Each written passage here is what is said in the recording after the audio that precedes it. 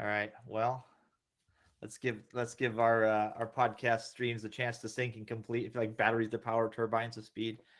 All right. So this is the first episode, y'all, that we're gonna try to record and stream both to LinkedIn Live and also YouTube. So buckle up. Here we go. All right. Good afternoon, good morning, good evening, good day to you, good listeners. This is Raph. Welcome down the Security Rabbit Hole to another edition of the Down the Security Rabbit Hole podcast. Before we get going, a couple of housekeeping items. I'm going to expand our universe on the podcast. I'm going to start streaming to YouTube, to that slightly neglected channel. But I've got about three or so dozen episodes I'm going to back post. So you'll see those slowly popping back up. I subscribe to there. It'd be good. Check us out on our LinkedIn page. We post content. I have interesting things I post on there, alerts, and we stream to there, obviously. So you could do that.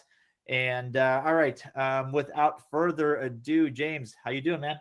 I'm doing well. Hoping the new streaming to multiple sources works out well today. Listen, what technology could possibly go is wrong? hard. So Yes.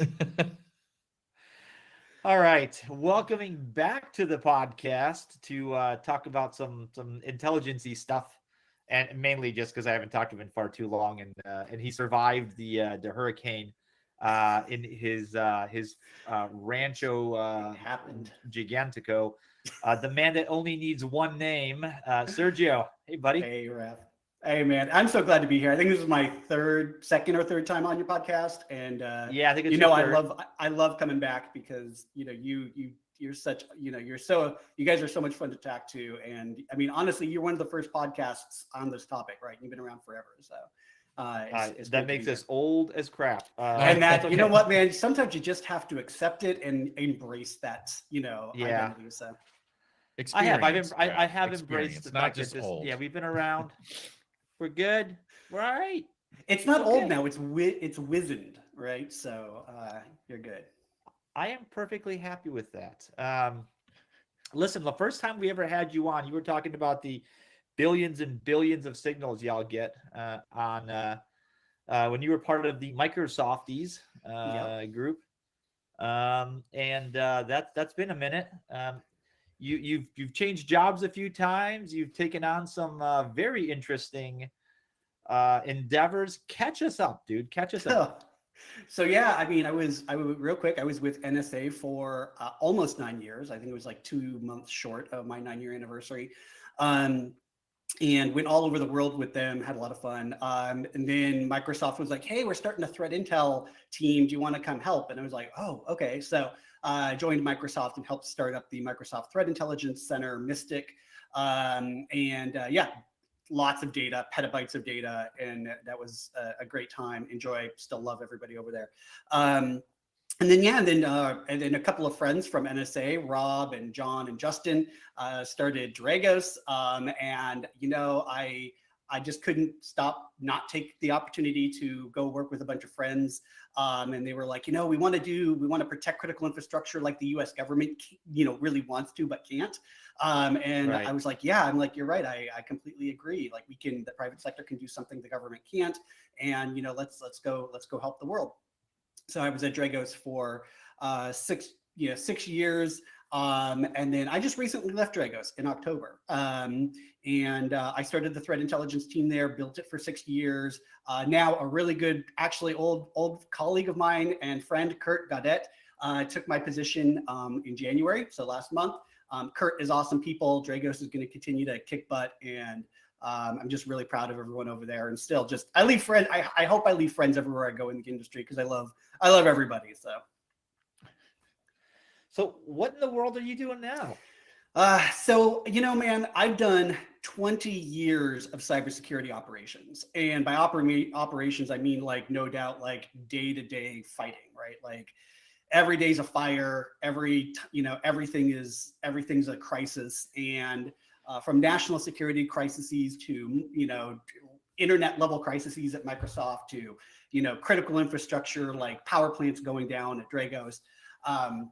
After 20 years of that, I am so lucky I got to do all of that. And and got to experience all of it. Man, when, in a few years, I'm going to have the best war storybook to ever write. But I have to give that one a little bit of time. But, I really one of the things I love doing is teaching. At NSA, I taught over 5,000 students at NSA. In fact, I taught almost everybody who knows and does cyber threat intelligence there now. I was their adjunct faculty of the year at NSA, and I loved it. And so I decided I'm going to just take some time and go teach for a little while. After 20 years of doing this, I don't know if I'm ever going to return to operations. But right now, it's one of those kind of periods of my life where I needed to transition and take a step back after a long time of fighting fires and be like, I'm gonna let somebody else fight those fires for a little while, and I'm just gonna try to transmit all of this knowledge, that I've built up as best I can. So I started the Threat Intelligence Academy, and I have right now I offer the Diamond Model course, and which teaches obviously the Diamond Model of intrusion analysis, and then I also have a graduate level threat intelligence program. So it's like, I don't know, it's like 6 months long right now, and I'm not even done building it. I've been building it for like 2 years. My students are awesome. They are so patient with me, but I answer all their questions. I give them homework, and I still have maybe another month of material left to go in that course. And it's really meant to be, it's like my magnum opus. It's like everything I know about Intel is in like one place. It's just taken me 2.5 years to get it all in there. But it's amazing. So it is what I've always wanted to build, and I love my students, and we're having a good time. So that's what I'm spending my time on right now. That's awesome. Well, hey, listen, teaching is always a good thing. I remember, speaking of which, you said in all kinds of events, we were in, I forget the conference in Carolina. We were having lunch, and you get a call, and I think it was your wife that was with us, and she's like, "Yeah, he's going to be gone." Literally, you come back, you're like, "Candy, gotta go, car waiting." It's like, well, there goes Sergio. I had to go into some unnamed buildings up in Washington D.C. for that, and I've had to do that a few times this last year, and I'm kind of done with that. Yeah, playing the spy you've games. done your time, dude. Yeah, it's playing the spy games is fun, and then you just are like, okay, I've done this. It's time to not jump in the car anymore and run off to fight the fight. So it becomes at some point you've amassed this massive amount of operational knowledge and skill set, and you start to realize that the best way to serve humanity is to teach somebody else all the things that because then they can teach somebody else, and then he's collectively pass that knowledge on. No matter how good I am, man, 10 other good people are going to be better than me. So listen, we were we were all thinking we were the best for a while, and then it turns out that there's going to be dozens of other people that are better than we are, but that's okay. That's how it works. I love that. I love that we every day, man, when I teach, I always stand on, as they say, right, stand on the shoulders of giants. I teach my students, I do less preaching about what I know, and I try to bring in more of what other people know. And because my goal is to kind of lift the community to that next level, so that when I turn around, he freezes. But the feed heard NSA, and now it's he's been cut off. That is about the funniest thing I've ever seen. I got you. Are you back? There you are. That was awesome. You literally just froze, Sergio. Yeah. So I think that man, it's just that I'm done with the spy games, and I can't wait to see what the community does next. Somebody came to me the other day and it's like, "Hey, have you ever thought about extending or expanding the Diamond Model?" And my answer was no. I've had some thoughts around it, but honestly, I've considered it. I've tried a rewrite based on everything. I don't feel that the value it needs. I feel like it needs another generational leap for somebody to build on it to go to where it needs to go next. So we are. We're loving to watching you in 8-bit pixels. Your connection's having some struggles, I think. I have no idea what's going on. I do apologize. I have no idea what's happening. You said some secret things, and then those no such places were like, oh, can't have him talking. Hit the mute button. Hit the mute. Disrupt. That 10-second delay is automatically fuzzing out all the stuff that can't be said. Okay. Are we good? You know what? I'm blaming this all on the Chinese spy balloon. I agree. It's the EMP that never happened. Can you guys see me now? Nice. Oh man. So hey, listen, I wanted to ask because this is kind of an interesting topic. There's been plenty of people that I've had on the show that we've talked through uh the concept of threat intelligence. I imagine it's changed quite a bit since your first day at the agency that doesn't exist. In terms of how it operated both in the physical and then into the cyber realm, like how things. Talk to me about the main differences I think that you would see from then till now. Yeah. Well, when I started, it wasn't a thing. Obviously, it was. That's the weird thing. I tell people, when I was at NSA, when I started at NSA, it was literally two guys, and that was the extent of the mission. And of course, we were going through, the reinvestment in Iraq and a whole bunch of other stuff. So there were a lot of priorities on the list. And so when I got there, they kind of charged me and a couple other friends, one of my friends, Brian, who passed last year, unfortunately, who kind of helped me start it too.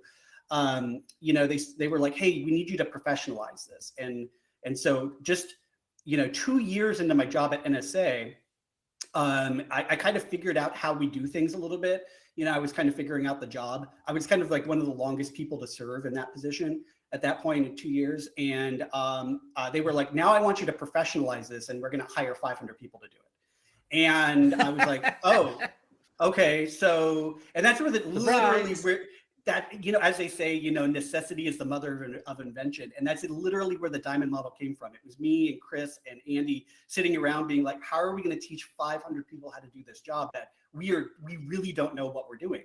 And so it was a presidential level and we had all of this attention on us. So we couldn't get it right. We couldn't get it wrong. And I think that's where, which is weird, that's where it started. And one of the weird things is I remember one of my grad advisors, or actually my graduate advisor, Deb Frinke, who was just a brilliant computer scientist, and she still goes on to do amazing things. She told me, she's like, nobody pays people to track hackers, right? This is when I was going through grad school, because that's what I figured out I wanted to do. And she's like, nobody pays to do this. She's like, you might be able to get some research grants here and there, but she's like, it's not really a job. And at the time, she was like, nobody cares. Like, this is, everybody wants. Were you like, hold my beer? Well, no, I mean, she was right.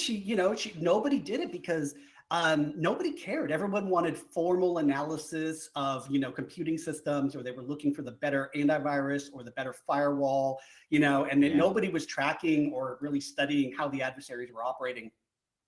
And so when I got to NSA and they were like, I even remember my day there. It was like 6 months into my job at NSA. And I saw a presentation by another government group. And they were like, oh, look at this really bad stuff China's doing. And I was like, oh my God, you guys are doing what I want to do. And so I jumped over it. I kind of joined them and I was like, okay, yeah, this is exactly what I wanted to do. So somebody was paying somebody to do it. And so that's kind of how it all started. And I think the big thing that's happened over the last 18, 19, almost 20 years now for that particular issue has been that, one, it's been professionalized, which is great, right? We are training and we have some training for people to grow into the space.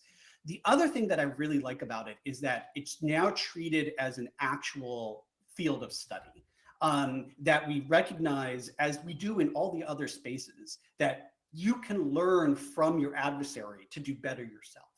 And honestly, that is something that for the first 40 years of cyber, if you want to even call it cybersecurity, it wasn't really coined that term at the time.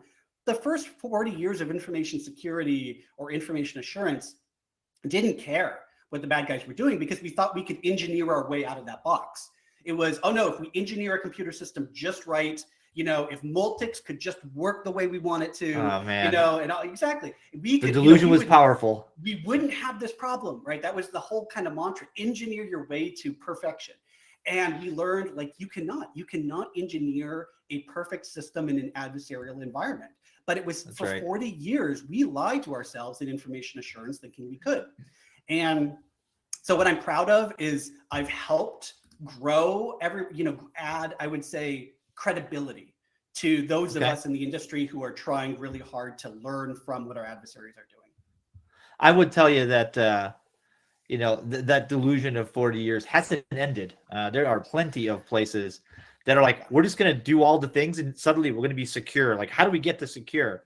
And it's not a destination. It's not a place you get to. And I don't know. I hope we realize that sooner rather than later collectively. I think there's a large collective that has. The others are like, how much do I need to spend to make this thing go away? You're like, well, human nature. So good luck. Well, in addition to that, right? I mean, there is no 100% secure no matter what you do. So you have to be able to understand what are the risks around this, and that I think adds so much to it of just saying, I can't just focus on the security side of things, but what can't we secure and what's the risk? Why do we have risk around that? You don't know that risk unless you know your adversaries. I think, James, I think you absolutely hit the nail on the head there, because one of the big things I saw inside the U.S. government, and again, it's weird saying that there were only 2 people doing this work at NSA when I got there, given how big we know the scope of the problem is now. But it was me and Brian and a goat, basically, and we were me and Brian and I, right? We were just like, this is bad. This is really, really bad. And the problem with it is that, exactly what you said, it hadn't hit yet, right? The reality and scope of the risk and impact had not materialized or been communicated effectively to where people started to take it seriously. And it's unfortunate that, some of us who do risk analysis for a job, like those of us in this room, our job is to forecast risk. But one of the hardest jobs is not coming up with the risk, it's communicating effectively so that others know and take action on what the risk really is. And that's a hard problem. And James, you hit it on the head, that we trail a lot more than we are ahead of the problem. Well, I have to say there's a bit of a nuance to in as economy changes, as geopolitics changes, targets change, right? And there's always that criminality element. I don't think that's ever going away. Like, criminal's gonna criminal. It's just what we do. Yeah. Like, that's happened since forever ago, literally. But I think that the part that you were kind of focused on, that you were very interested in, or at least tasked with, is identifying places where we're past that criminal element. We're into like defending a nation state, defending a banking system, a power grid, human life, that kind of thing. I'd like to ask, how much of the work back then that you guys did when you started was simply manual? And by that I mean, like, I imagine it was all right. Like, you had to write your own scripts. You had to go copy paste a lot. What was the ramp up in automation look? How did that look? Oh my God. I mean, there's certain things I can say. I mean, I obviously, like, Don't get yourself in trouble. No, I'm not going to I obviously am not. This is not worth me going to federal prison. Raph, I love you a lot, but you're not worth Leavenworth. So, Fair. Yeah, but I'm trying to balance it, because I do know I can say certain things here. So one of the things that was really difficult was that, honestly, those of us who got involved in information assurance were not engineers. Information assurance was not an quote unquote engineering field. It was very mathematical for a long time. Honestly, like, that's where the basis of it was. And from a pure, like, computer engineering and computer science perspective, it wasn't like an engineering part of it. It was a very theoretic part of the mission. And so one of the problems we had was that there were no tools available. Nothing. Your antivirus system, your anti-spam, your firewall, it didn't emit any telemetry. Right, way back when, right? I mean, and I even said way back when, that's like 19 years ago, right? It didn't give you anything. It just said, I blocked threats, congratulations, right? And it didn't give you any data about what it was doing. And so, or if it did, it was in some stupid thing that nobody could understand or recognize or anything like that. And honestly, when I started, I was this is really weird. My daughter, who's turning, she's going into 6th grade, and she's learning base numbers now, right? So other than base 10, right? And she's like, oh, well, why would you ever count in base 8? I'm like, oh, I can tell you when. Or why would you ever count at base, base 12 or base 16 or base 2? I'm like, I can give you examples of why we would do these things, right? And we still continue to do those things. I used to hand decode hex packets because that's how they were given to me, because the systems were not digital.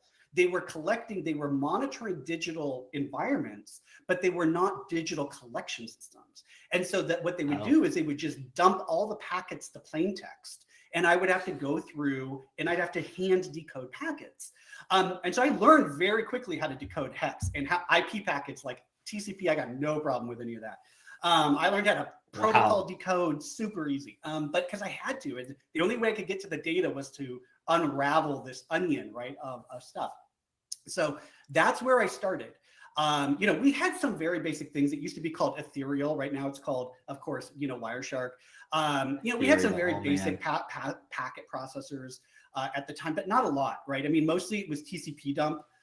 You dump that to a file. You could, maybe cat some of that stuff out. You could obviously run, some base 64 decode or base 16 decode out of it, and kind of get something, but it was completely manual. I was hand jamming packets, attack packets from very early on. And not only that, but we had zero knowledge systems for any of this, right? Nobody was blogging about this. Nobody was writing about this. Nobody, there was nothing to talk about what was happening. And honestly, it didn't come for about 2 years until about 20, maybe 13, no, not 2013, maybe 2000, and that was a whole different thing. Maybe 2007, where we started, that's where cybersecurity packet processing, I think, got much better. And we started actually being able to decode packets effectively for the purpose of analyzing security issues. Right? We were able to always decode packets, but it was always for things like, is my BGP working? Is my WAN operational? It was never security telemetry. So we first got our real first tools, I would say, that actually did something useful for us back in 2008, 2009. Knowledge really started dropping in 2013. So that's when actually people started writing about this stuff. So most of the stuff was kept in very closed channels, defense contractors, and some companies and things like that. I would say that the real manifestation of it all was about 2015, was where we actually had a confluence of tools and capabilities. And that was really because the money started flowing, was about 2014 and 2015. Money started flowing into the space, and then we actually were able to engineer our way out of the box and get there. You're on mute, Raph. Computers are hard. So what I'm saying is that is just not that long ago. Like I want to, like in my head, we're all sneakers old timers, and it's just not that long ago that this stuff was all fundamentally brand new, and the world was scary. How much of that packet now matters? I think, Raph, because what you're saying, right? The packet analysis and people knowing hex and decoding that. We have tools that do that now. How much of that, like if you're walking into the industry today, do people have to actually know? Absolutely not. Do people know that anymore? I mean, is it required that you learn those fundamentals? Like in your training, do you require people to listen, day one, you have to learn how to do all this by hand. And then I'm going to show you the easy way to do it by using these tools. No, so I don't do that because it's a part of a job, because it's not anymore. And I'm so glad it is, because we could never scale with that. Right? Yeah. And, certain knowledge goes by the wayside. Like very few people know how to plow with hand tools anymore, right? It's, things just kind of go, things that aren't necessary. Our brains only can take so much. We have to kind of let old things go. I do teach people packet analysis. And the reason I teach it, though, is not because I want them to do it. In fact, I hope they don't. But what I do is I usually go through, like, TCP/IP is a very basic one. And I have them rip it apart by hand, and then I have them compare it against the RFP. And I start asking them, well, what if that field wasn't that valuable, right? And what if we changed this in the packet? to show people that the fundamentals of the data still change the computing device that it's on. And that you actually have to think through that chain of events, and that it starts with the packet at the binary level, at the hex level, and then that's where the chain event occurs. So if you want to see something, Oh man. Oh, he killed. He ejected himself. Oh, that was so good He too. crossed his line. That's what happened. He crossed his Nope. line, and then his internet. And just they went said no more. He'll come back.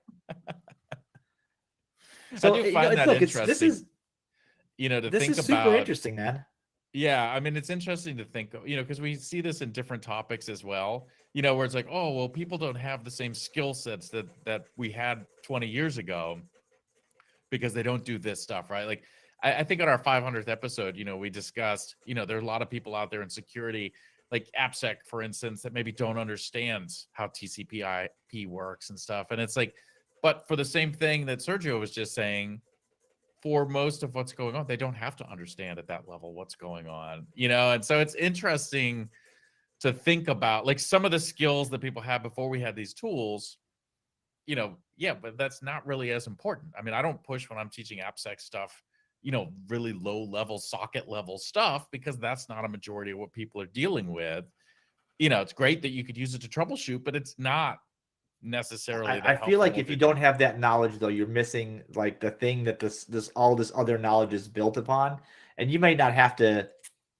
I mean, you don't have to, necessarily, like, look, not too many of us are remember writing machine code, right? Actually writing machine code, or learning it for that matter. Man, I learned C. I was no good at pretty much anything else.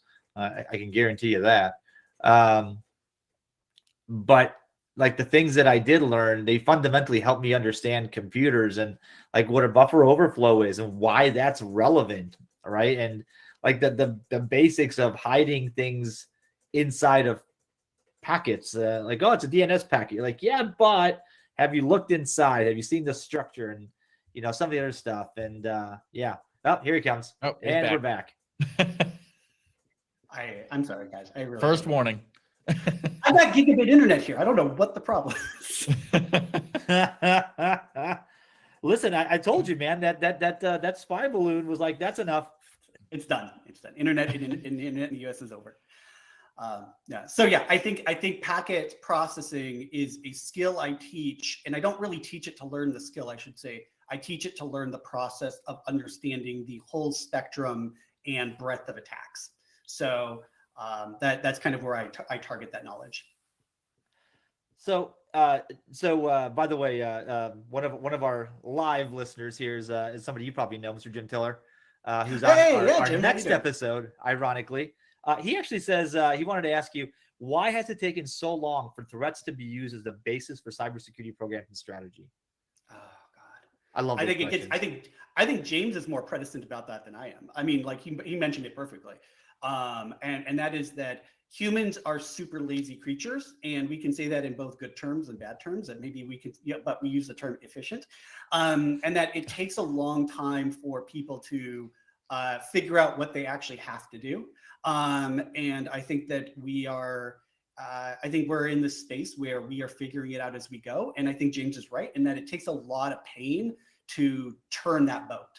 And I think it's just an unfortunate byproduct of human nature. Yeah, I mean, So it's, I mean, you relate that to human beings, right? I mean, how long before you eat, not the right stuff until you finally get to the point you go visit the doctor and they're like, hey, you got high cholesterol, you got this. It's like, yeah, so you say, but I don't really feel any of that, and like how many people make that change before they get to the point of, okay, I feel that pain of this isn't working for me. I think that's very similar to what we see from a security perspective. How long have we been saying, that companies just like, oh, well, I'm too little, they're not going to target me, or, anything like that. We've got tons of excuses of why that's not something that I have to handle. Yeah. No, I wish, and of course, those of us who have been doing this for a while wish that wasn't the case. But it really is that I've been right about things and I've been wrong about things, risks in my career. Things I thought were going to be bad didn't end up being bad. I think it just continues to show the answer that nobody holds a crystal ball. And, we kind of just take it as we get it. So I agree. I wish this was different, but we just have to live with the world we have. Hey, do you teach TCP/IP subnetting still? I Is that do. something- All right. Yeah. I Again, figured that's one of those things that you got to know, right? yeah, and it is because you can attack things, right? Like you can still attack routers and you can still attack hubs and switches. Yeah. And if you want to understand switch-based man in the middle, right? I mean, you still need to understand that. And I always like to tell my students, I'm like, you may not see this attack now, right? This attack, is I like Smurf attacks and stuff like that, like the old school man. TCP attacks, right? Land attacks. Yeah, ping of death, right? All that stuff. Although, luckily Microsoft brought that back in 2008, right? So, but what I always tell people is, what is old is new again. Like the number of variations of attack are actually really small. Or I'm sorry, the number of fundamental attacks are actually very small. The number of variations of those attacks are large. And so if you can understand the small number of fundamental types of attack, even I teach people attacks from the 80s, from the 90s, because you're just seeing variations of it just in different ways. And I think that's absolutely critical to how you grow as an analyst, is recognizing the past so that you know what not to do again. You're like, oh, well, this didn't work, so we should probably try something different. Well, look, to maybe pull on your experience a little bit, I saw the birth and the explosive growth of threat intel platforms. About 14, right? 2013, 14. Like everybody had one. There were like 4 major competitors. They were decent. They were just depending what you wanted, what the use case was. Where was the success or challenge of that industry or that market segment? Because it has changed quite a bit. Yeah. And I think it's evolved. Yeah. But I think it's evolved based on utility of it, like the reality of the utility versus the like what we thought. Yeah. I think that one issue is intelligence is not a data stream. And I think a lot of people, especially people who build tools, people who build fundamental APIs and things like that, they love to treat everything like a data stream. It's just an input to another output, right? Or it's just an output to another input, right? And all of that. And and so you cannot treat intelligence that way, because it has to be contextualized or recontextualized for every decision that you make. You can't just throw threats on a big, as we all know, throw threats on a big board and be like, oh, look, we have situational awareness. We know how many times that's failed. So it's because knowledge has to be contextualized. Just because I know what, as get to James's point, just because I know that there are dangerous mushrooms in the world doesn't mean I can look at any one mushroom and know, is that dangerous for me or not? Yeah. So again, knowledge has to be contextualized. And so I think the issue comes down to that threat intelligence was thought of as another data stream into a broader CSO or CISO picture. And they ended up learning it's not, and that you can't treat it that way. And it's a little bit more challenging than I think what everyone expected it to be. The problem that I have, though, with the way things have kind of changed is it has dramatically reduced the investment in the tools for intelligence analysts. So the tools that we were getting that were actually addressing our need to help us get to a better approach have kind of dried up. And because the investment has shifted, because they didn't see the large enough market. And I think that is we see some niche tools now, but there aren't any that are really solving the fundamental use cases anymore. Well, it was interesting when that market grew out, because look, it was built towards like that kind of tool set where that tried to treat, some tried to treat everything right as a feed, right? Your threat intelligence feed. And that was quickly scathingly rebuked, let's say. But then these platforms started growing up around intelligence sharing, to taking it out of like mailing lists and listservs and IRC chats and into something meaningful. But they were built for big companies. Like, it was for the Fortune, 250 maybe plus government.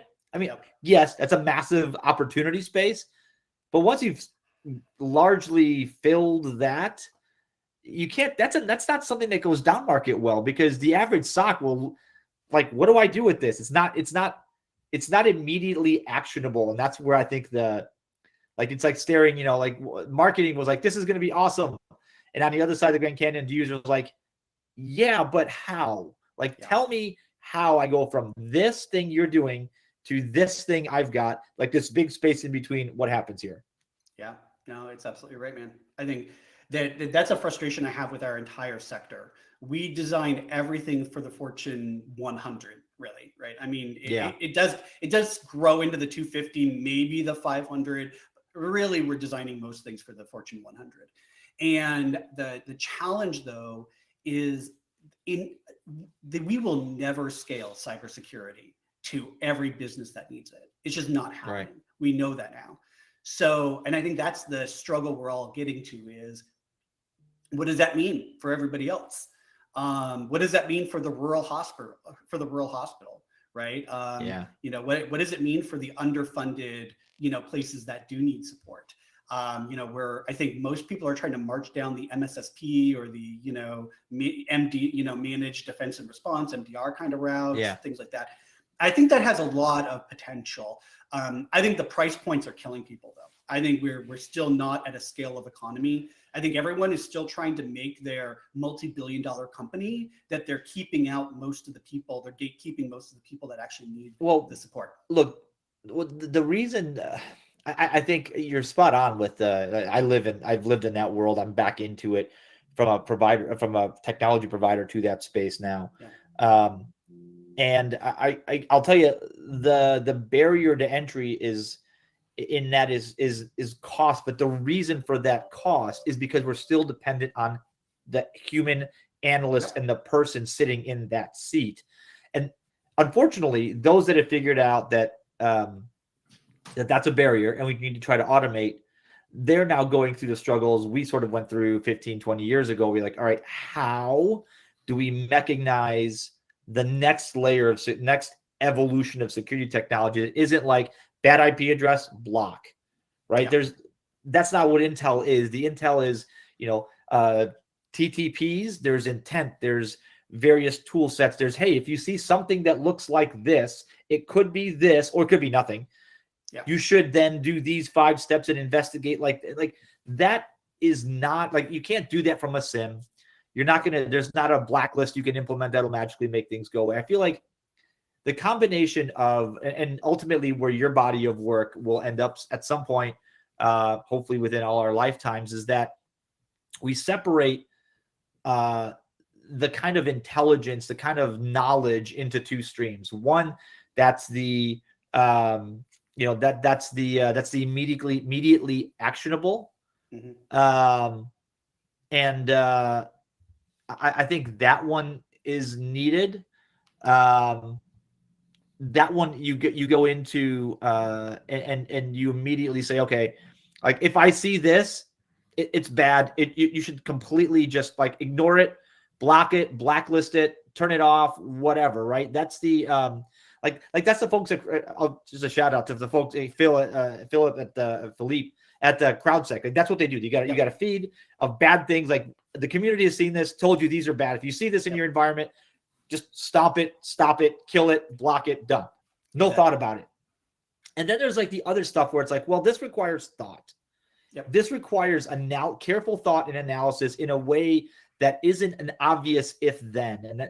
And I think of all the absolutely absurd, ML AI references, I think this is where we had Dr. Sven Crosser on from CrowdStrike, where we talk about that's where the possibility space, I think, starts to lie. What do you think of that?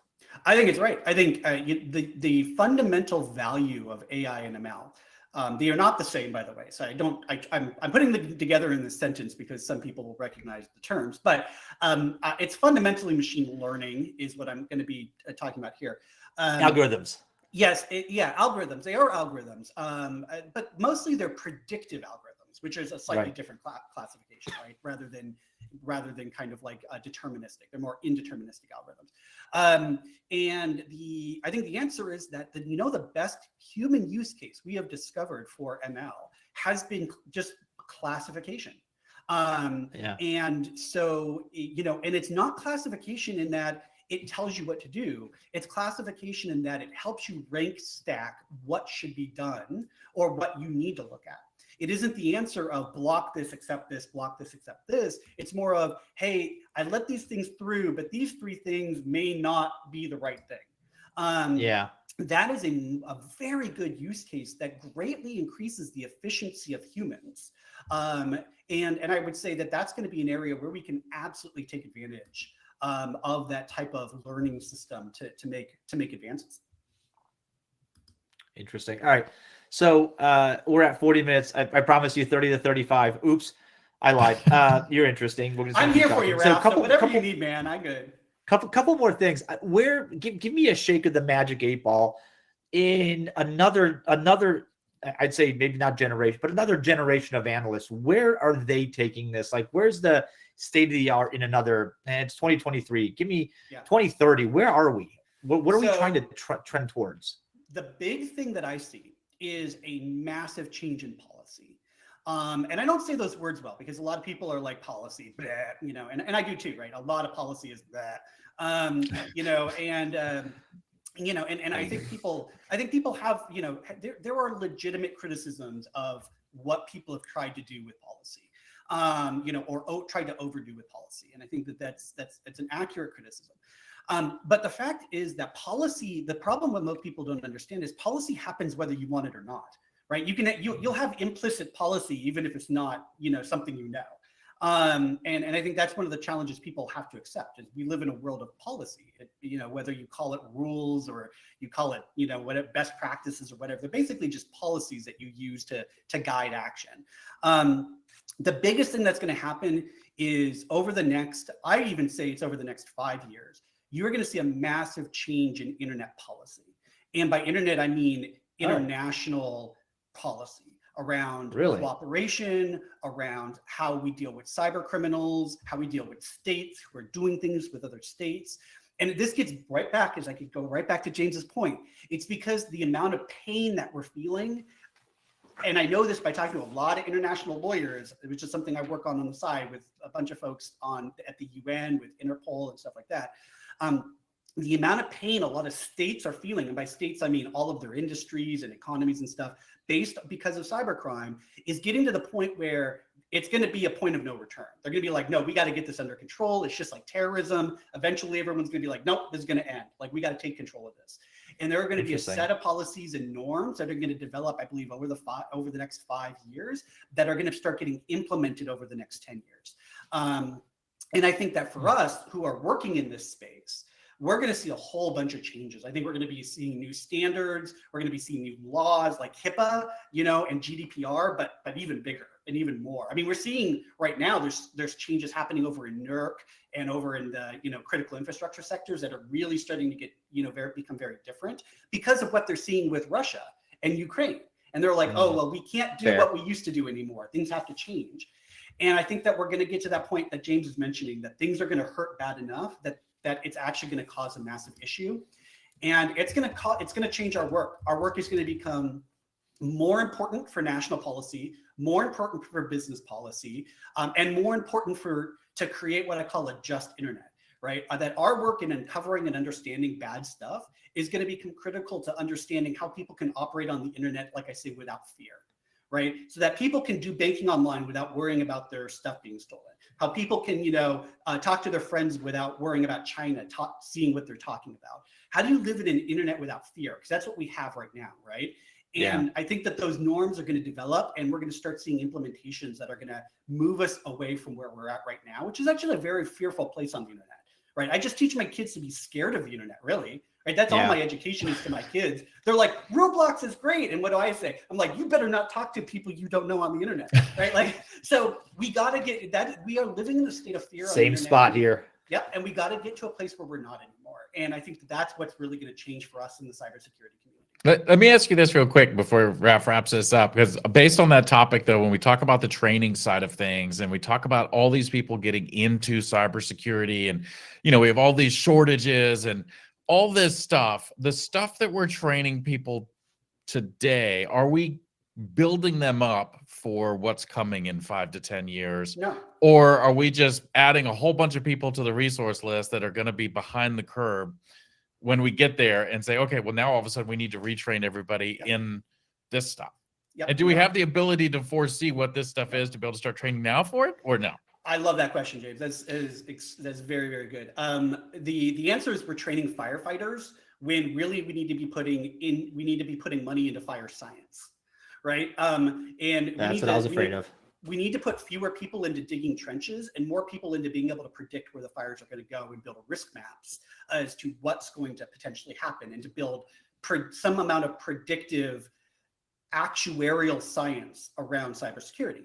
And it's not going to be perfect, just like actuarials are not perfect, but we got to get to that point better. And I feel like what we are doing now is building more incident responders, because we are currently under the gun, than we are building people who understand how to control the guns that are in existence. Right. We're fighting the symptoms. We're not fighting the root cause. 100%. Yeah.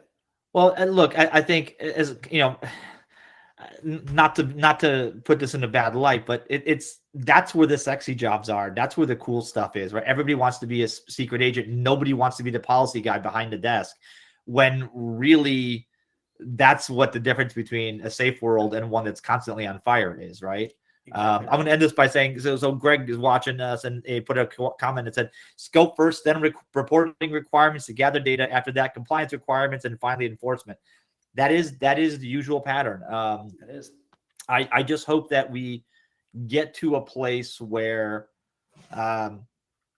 we need less firefighters, and because we've gotten ahead of ourselves. Now, I say that, but in the 25 years I've been doing this, we haven't moved. It's the Paula Abdul song. I take 2 steps forwards and I take 9 steps back.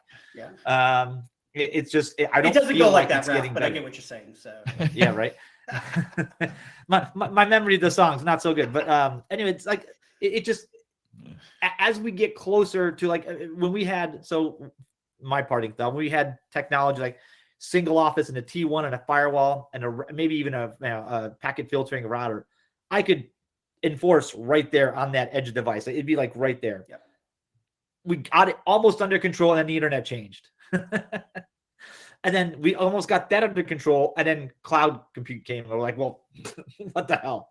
Yep. So I think we've got to get ahead of it. yeah, and Yeah, there's it's a whole mine. field though, right? It's failure analysis, failure engineering, and part of what Yeah. we do in those spaces is we learn to engineer in an adversarial environment, and it's something that we got to pick up on our side. That's a good thought. All right, man. This has been wonderful. Thank you so much for spending so much time with us, and don't be a stranger now. Ralph, James, love you both. Well, thank you so much for the time. I appreciate that the EMP did not cut us off a second time. That was nice. Hey, you've got livestock on the farm, right? I do. I have a bunch of chickens, and in fact, we are going to be planting 25 blueberry plants. I just planted 20 pineapples. I have 40 trees in my orchard currently.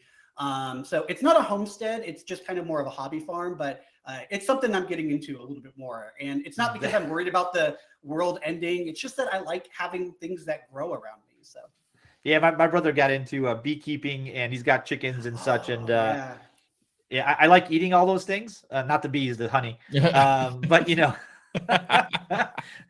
I know. My wife's like, I really want to keep bees, and I'm like, you're allergic to them, right? And she's like, oh, it's not that. I'm like, yikes. Well, bud, all the best in what you're going to be working on. Put your talents to multiplying that knowledge base. We really appreciate it. And Sergio, thank you so much for your time, man. It's been awesome. Thank you all so much. Have a great day. All right, folks, thanks for listening and watching this Down the Security Rabbit Hole podcast. Those of you guys that watch on the live stream, awesome. Thank you so much. That was a great interaction. I appreciate you. We are on LinkedIn, Down the Security Rabbit Hole podcast. We are on YouTube. If you check the ID3 tag of the podcasts out there, the next episode will be with the incomparable, the one and only, that's you, Jim Tiller. And we're going to talk about VCSOs. So yeah, because that is like another term, like threat intelligence. What is it? Everything you want. Like, I'll shovel your snow, walk your dog, and design your security policy all in one cell. But all right, That's it for now. We'll catch you guys another time, another place on another Down the Security Rabbit Hole podcast.